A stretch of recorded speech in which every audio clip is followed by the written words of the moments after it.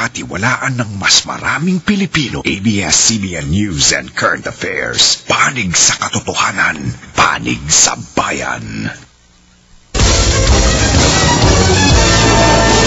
Sa ulo ng mga nagbabagang balita.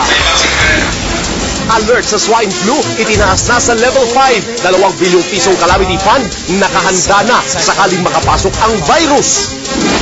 Kumpirmadong kaso ng swine flu na itala sa Nevada. Ibang Pinoy sa Amerika, nagsiguro sa TV na lang daw manonood ng bakbakang Pacquiao Hatton. Metro Manila at ilang probinsya inulan dahil sa bagyo. Summer, tapos na nga ba? Ang latest sa lagay ng panahon, tutukan. 2 grupo nagsagupaan, pati mga babae nakisali sa Rumble. Ang eksklusibong video ng gulo, abangan. Exclusive, mag-amo, patay, nilamo ng sunog ang kanilang bahay. Long weekend na, sweldo pa, mga mall punuan na dahil sa mga sale. First, I'd like to thank all the... Manny Pacquiao, ipinakilala ang kanyang nanay sa press conference ng laban. Or should I call you cockroach? Mga coach sina Pacquiao at Hatton nag-asaran. Manager ni Judy Ann Santos na si Alfie Lorenzo nagtampo. Ang dahilan ng kanyang sama ng loob, malalaman nyo na. At Ryan at Juday, may isa pang party para sa mga hindi nakapunta sa kanilang kasalan.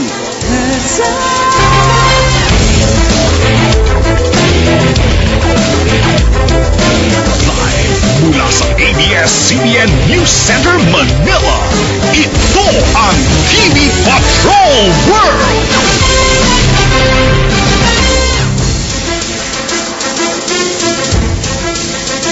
Magandang gabi, Pilipinas! Kami ang mga patrol ng Pilipino.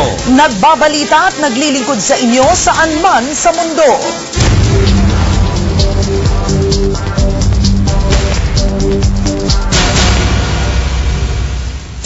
Itinaas na ng World Health Organization sa level 5 ang Mexican Swine Flu Alert. Ibig sabihin, kung dati sa komunidad pa lang ito kumakalat, ngayon po kumpirmado na ang outbreak sa 2 bansa, ang Mexico at Amerika. Isang hakbang na lang ito sa pandaigdigang epidemya. Patay ang isang bata sa swine flu sa Texas at kumpirmado naman ang isang kaso sa Reno, Nevada, ilang daang kilometro mula sa Las Vegas kung saan inaabangan na ng mga Pinoy ang labang Pacquiao versus Hatton.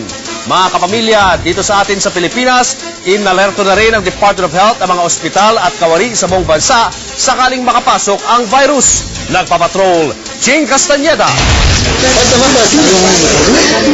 Kinumpirma ng Centers for Disease Control and Prevention, swine flu ang ikinamatay ng 2 taong gulang na bata sa Texas. Ito ang kauna-unahang kaso ng pagkamatay dahil sa swine flu sa labas ng Mexico na sinasabing sentro ng outbreak. Sa Mexico, dumoble na sa 49 ang mga kumpirmadong kaso ng swine flu. 159 ang patay. 2,500 naman ang mga hinihinalang kaso. Quisiera subrayar para... Iniutos na ng presidente ng Mexico ang 5 araw na partial shutdown ng kanilang ekonomiya. Magsasara ang ilang government offices at ilang commercial centers para manatili na lamang sa bahay ang mga tao. I want to ask all of you, without exception, that on these upcoming days, up from the 1st to the 5th of May, you stay home with your family because there is no safer place than your own home to avoid being infected with the swine virus. Mula Pandemic Alert Level 4, itinaas na ng WHO ang swine flu alert sa Level 5. Kung ang Alert Level 4 ay community outbreak pa lang, ang Alert Level 5 outbreak na sa 2 bansa sa iisang rehiyon ng WHO. Isang antas na lang ito sa pinakaiiwasang Alert Level 6 o malawakang epidemya sa buong mundo. Phase 5 means that there are at least 2 or more countries that are reporting sustained community level transmission ng ating virus. So that means nasusustain na tuloy-tuloy nagkakaroon ng mga kaso. Sa latest na talaan ng Reuters, umabot na sa 29 ang apektadong bansa. Umakyat na sa halos 3,000 ang mga hinihinalang kaso, 185 kaso ang kumpirmado at 106 na po ang patay. Swine flu prompted the closure. Sa report ng ABS-CBN North American News Bureau, 2 araw nang nakasara ang ilang public schools sa Chicago at Illinois. Bumagsak naman ang bilang ng mga turista na bumabiyahe mula San Francisco patungong Mexico. Pinulong na rin ng DOH ang mga regional directors para tiyaking handa ang mga ospital at mga kawani nito sa mga lalawigan. Ininspeksyon din ni Health Secretary Francisco Duque ang stocks ng antibiotic na Oseltamivir sa DOH warehouse, kung saan nakaimbak ang antibiotic para sa 60,000 pasyente. Aminado si Duque, may ilang stocks na mag-e-expire na ngayong taon. Stability test yielded an extension to about 36 to 40 months of the expiry date. 2 bilyong pisong calamity fund ang nakahandang gamitin ng pamahalaan sakaling makapasok ang Mexican swine flu virus sa bansa. Nilinaw ng DOH, wala pang kaso ng swine flu sa Pilipinas, pero kailangan pa rin daw paigtingin ang paghahanda at pagbabantay para tiyaking hindi makakapasok ng bansa ang nakamamatay na sakit. Jean Castañeda, Patrol ng Pilipino.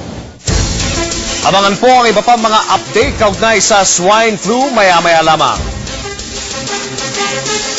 Samantala, 2 ang namatay sa sunog na sumiklab sa isang compound sa Parang Marikina kaninang madaling araw.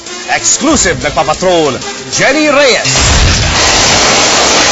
Nilalamo na ng malaking apoy ang mga bahay sa compound na ito nang abutan namin sa ML Quezon Street sa Parang Marikina kaninang madaling araw. Kanya-kanyang tutok ng kanilang mga hose ang mga bumbero. Nasa isang tabi naman ang mga nakatira sa bahay. Nag-aalala lalo't nawawala pa ang 2 sa kanilang mga kasama. Ang nawawalang kasambahay na si Gabriela Hayag ang gumising sa kanila nang mapansing nasusunog ang 2 palapag ng bahay pasado 4:00. Sinubukan nilang lahat na patayin ang apoy gamit ang mga fire extinguisher at tubig. Nang lumaki pa ang sunog, isa-isa na silang naglabasan. Pero nagpaiwan si Hayag at ang among si Edmond Velasquez para ituloy ang pag-apula.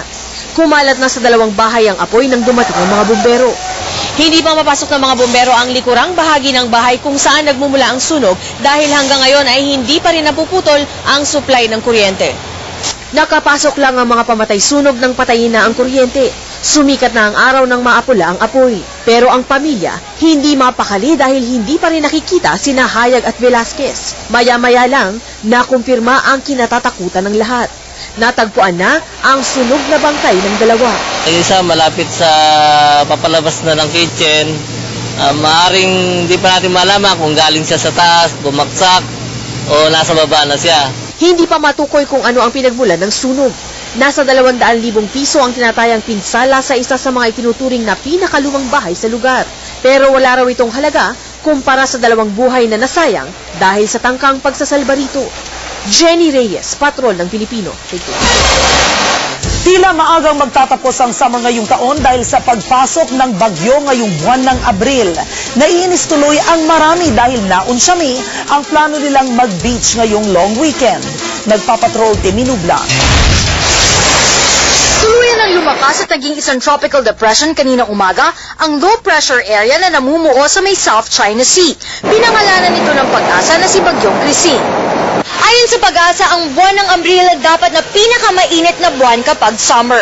Pero dahil sa climate change ay nagbabago na ito. At kung lalala pa ang global warming, maaari daw magbago pati ang panahon ng tag-init na mula Marso hanggang Mayo. Sa pagpasok ni Bagyong Christine, asahan na ang malakas na pagulan sa Southern Luzon, kabilang ang Palawan, Mindoro at Southern Tagalog. Isa pang low-pressure area sa may Albay ang magdudulot din ng malakas na pagulan sa Bicol Region.